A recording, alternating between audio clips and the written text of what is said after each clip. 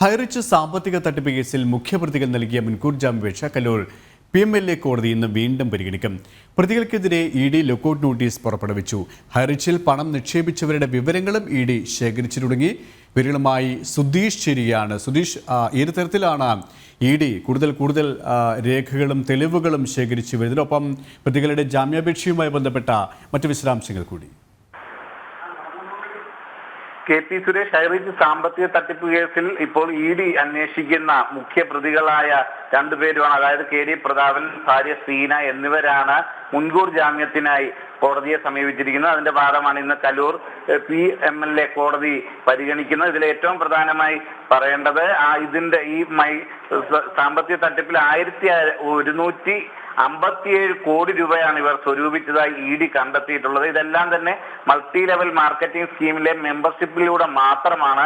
ഇതുമായി ബന്ധപ്പെട്ട് ഇത്തരം തട്ടിപ്പുകളുമായി ബന്ധപ്പെട്ട് 212 കോടി രൂപയുടെ ആസ്തി ED മരവിപ്പിക്കുകയും ചെയ്തിരുന്നു. ഈ ഒരു പശ്ചാത്തലത്തിൽ ഇവർക്ക് മുൻകൂർ ജാമ്യം നൽകി ഇവർക്ക് സ്വൈര്യവിഹാരത്തിനുള്ള ഒരു അവസരം ഒരുക്കിയാൽ ഈ പണം അവർക്ക് സുരക്ഷിതമായി മാറ്റുന്നതിനും അതോടൊപ്പം തന്നെ കേസുകൾ അട്ടിമറിക്ക് തെളിവുകൾ നശിപ്പിക്കുന്നതിനുമുള്ള ഒരു സാധ്യത ഉണ്ടാകുമെന്ന വാദമാണ് നിലനിൽക്കുന്നത്. ഇതേ സാഹചര്യത്തിൽ തന്നെ ആണ് ഈ കേസുമായി ബന്ധപ്പെട്ട് കൂടുതൽ പരാതികൾ വരാനില്ലെങ്കിൽ ഇത്തരത്തിൽ നിക്ഷേപം നടത്തിയ പലരിലും കള്ളപ്പണം ഉണ്ടായിരുന്നു. അതുകൊണ്ട് തന്നെ അത്തരക്കാർ പരാതിയുമായി രംഗത്ത് വരുന്നുമില്ല. ഈ ഒരു പശ്ചാത്തലത്തിൽ ED സ്വമേധയാ തന്നെ ഇത്തരം ഈ നിക്ഷേപകരെ കുറിച്ചുള്ള വിവരങ്ങൾ ശേഖരിക്കാൻ തുടങ്ങിയതായാണ് നമുക്ക് അറിയാൻ കഴിഞ്ഞിട്ടുള്ളത്. അതിലൂടെ കൂടുതൽ ഈ കള്ളപ്പണത്തിലേക്കും മറ്റും അന്വേഷണം EDയുടേത് എത്തിപ്പെടാനുള്ള ഒരു സാഹചര്യവും ഒരുങ്ങുകയാണ്. ഇത്തരം ഒരു അവസ്ഥ നിലനിൽക്കുമ്പോൾ തന്നെയാണ് ഇന്ന് ഈ മുൻകൂർ ജാമ്യാപേക്ഷ പരിഗണിക്കുന്നത്.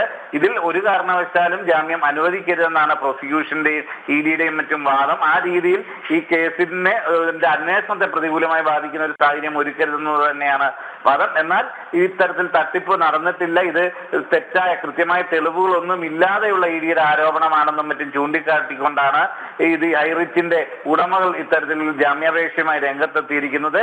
ഇത് കഴിഞ്ഞ വെള്ളിയാഴ്ചയും കോടതി പരിഗണിച്ചിരുന്നു. ഇന്നും ഈ കേസുമായി ബന്ധപ്പെട്ട വാദം നടക്കും. ഇതിലൊരു അന്തിമ വിധിയിലേക്ക് എത്താനുള്ള സാധ്യത കുറവാണെന്നാണ് അറിയാൻ കഴിയുന്നത്. KP സുരേഷ്. ശരി, സുരേഷ് ഗോപാലാണ് കൊച്ചിയിൽ നിന്ന് വിശദാംശങ്ങൾ നൽകിയത്.